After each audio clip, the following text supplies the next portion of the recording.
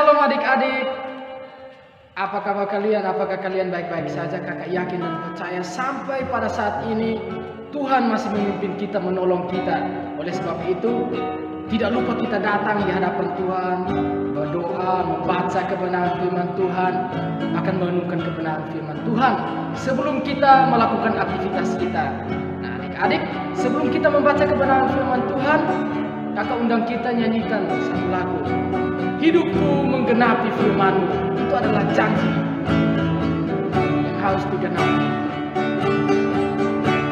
Sama-sama kita katakan dari hati kita. Hidupku menggenapi firman-Mu.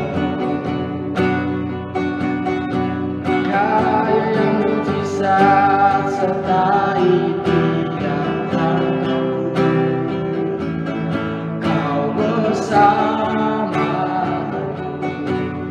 di dalamku, jadi bukti kebesaran-Mu. Sekali lagi kita katakan, hidupku menggenapi firman-Mu. Tanda mujizat sertai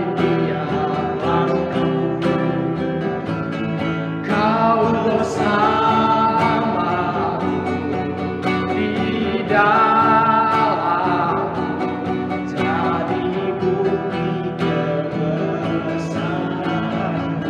Jadi bukti kebesaran-Mu. Jadi bukti kebesaran-Mu. Jadi bukti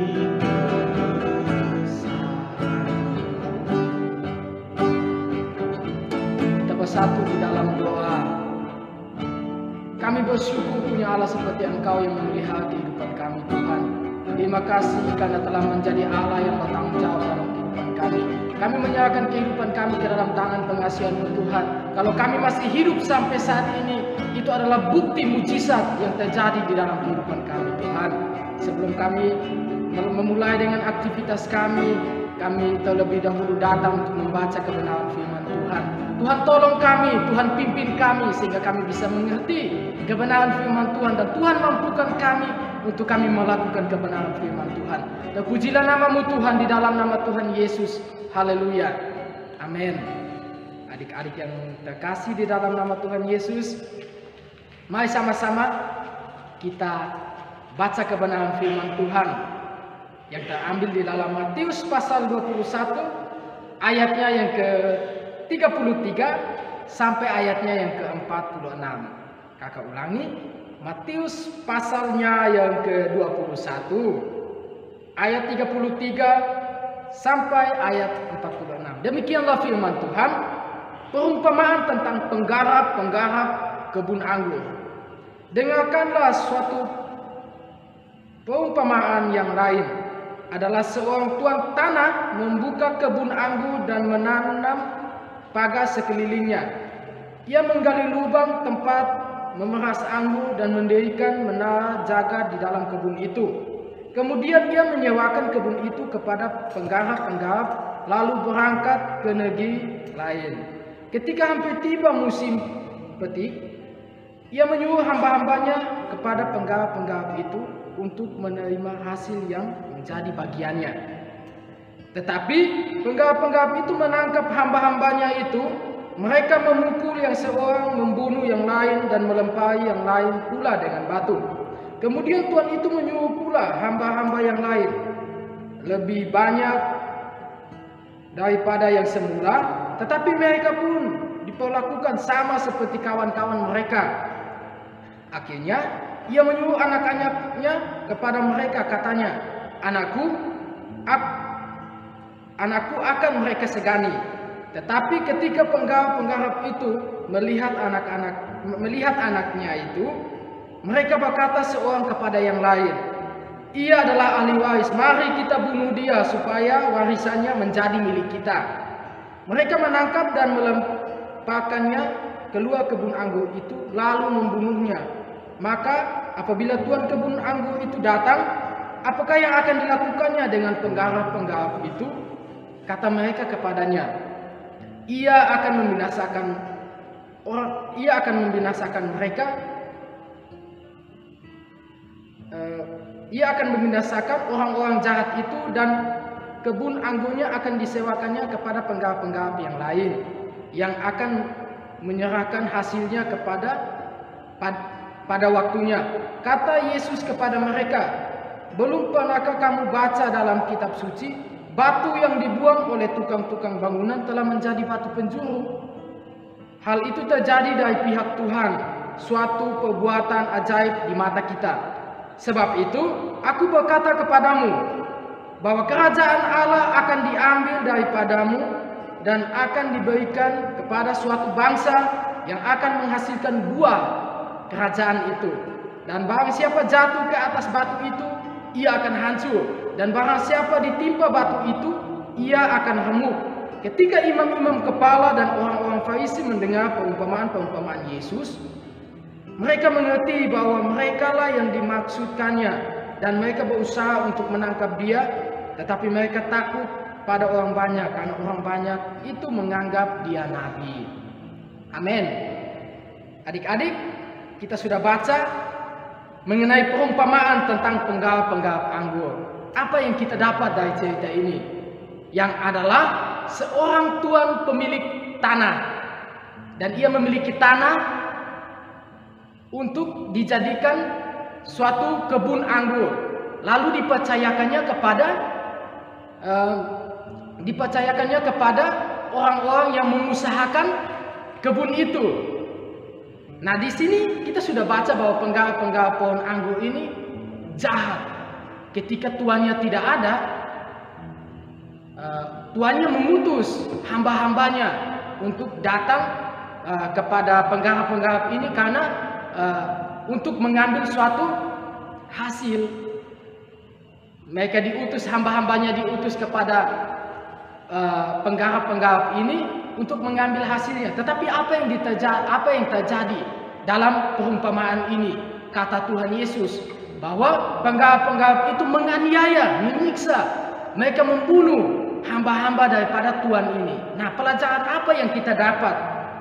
Yang kita dapat dari perumpamaan ini, bahwa ketika hamba-hamba itu telah dibunuh, Tuhan yang memiliki tanah ini berpikir bahwa kalau aku mengutus anakku pergi ke kebunku, pasti mereka akan mengira ini anakku, mereka akan segan dengan anakku. Tetapi tidak.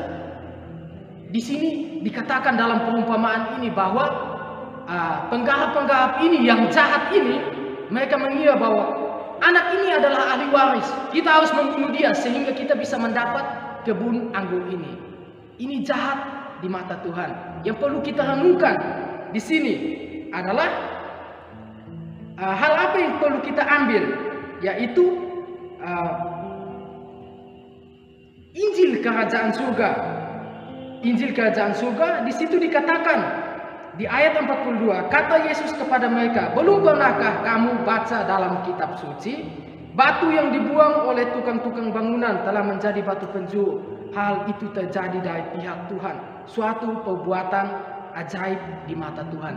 Jadi cerita ini menceritakan tentang Bapa dan umatnya.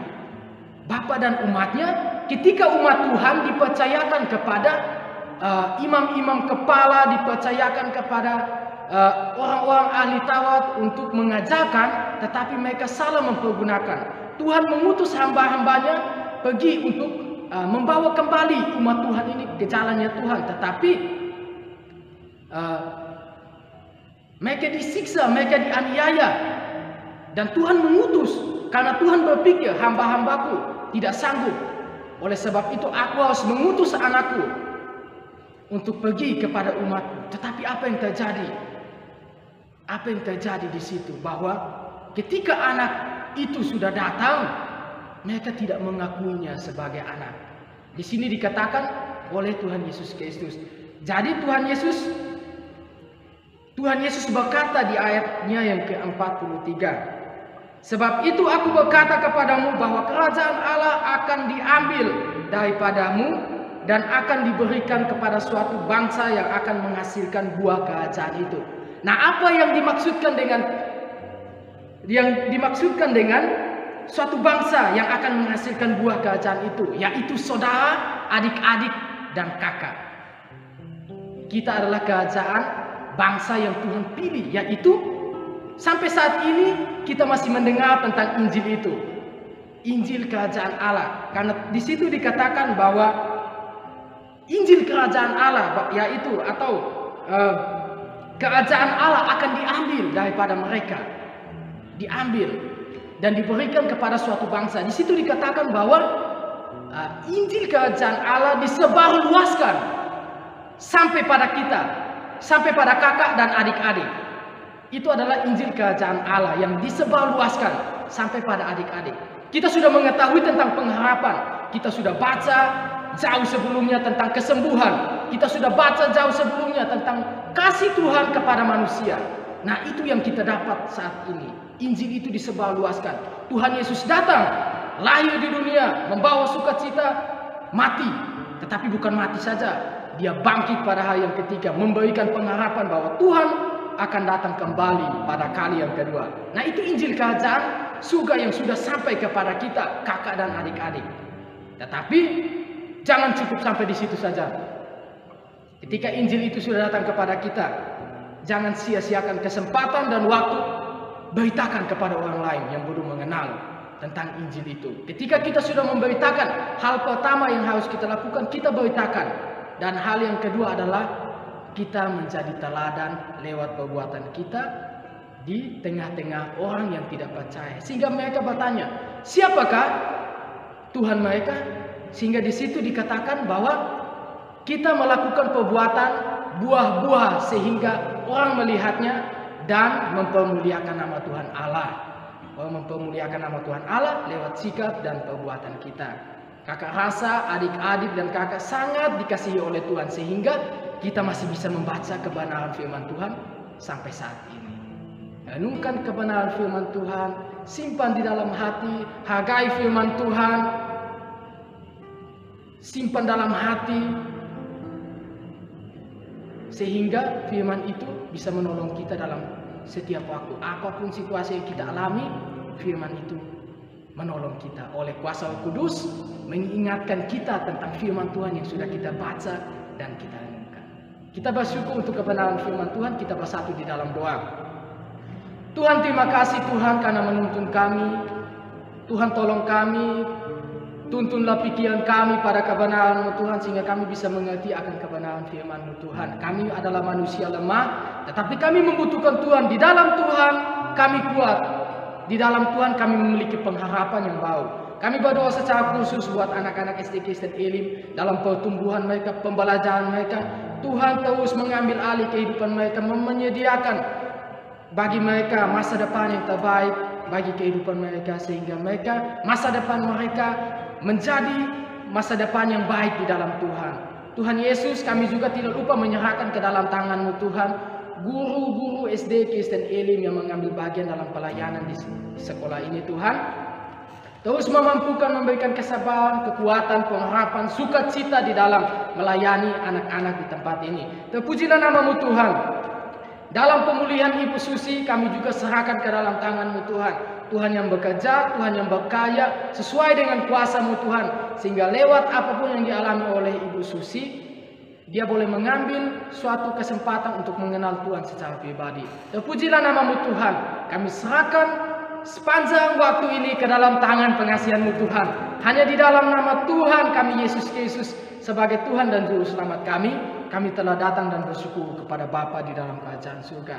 Haleluya. Amin. Adik-adik tetap semangat, tetap di rumah, jangan nakal, taat kepada orang tua. Shalom, sampai jumpa. Tuhan Yesus memberkati.